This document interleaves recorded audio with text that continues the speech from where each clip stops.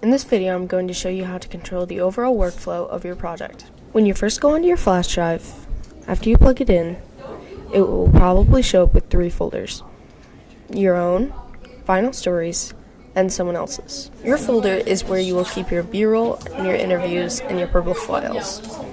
To make a purple file, simply go onto Final Cut Pro, select File, New, Library. Then type in the name of the project. Then make sure to put it in the desired location. So put it in your flash drive and your folder.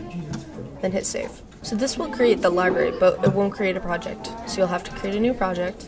Typing in the name again. Make sure not to change any of these options because they're set in the right format. When you're ready, just hit OK. This will create the timeline of your story. Next, you'll need to put your video in. So select Finder and then select File, New Finder window. Drag over the other Finder screen and open Canon. Usually it will be in the last one. So here I have my videos. I'm going to select all of these and drag them into my folder. We can't just put it on the desktop because if you go on a different computer the next time, then the videos won't be there. It'll show this sign.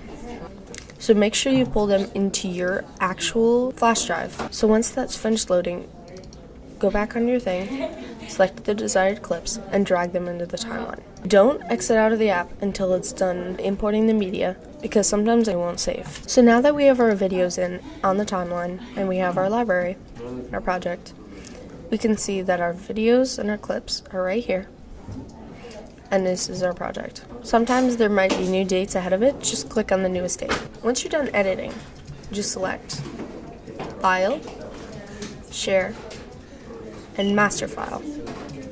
This will turn it into an MP4. So give it its desired title. Once we hit Next, we're putting it on R. We'll put it in Final Stories because it's the final editing phase, and we're putting it into the MP4.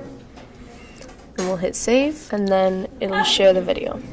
So once this gets up to 100%, then it will show up on our Final Stories folder on our flash drive. If you're doing a news story, make sure you use the right lower thirds. Drag it onto the timeline. Now that it's finished saving, it should be in your folder in the Final Stories.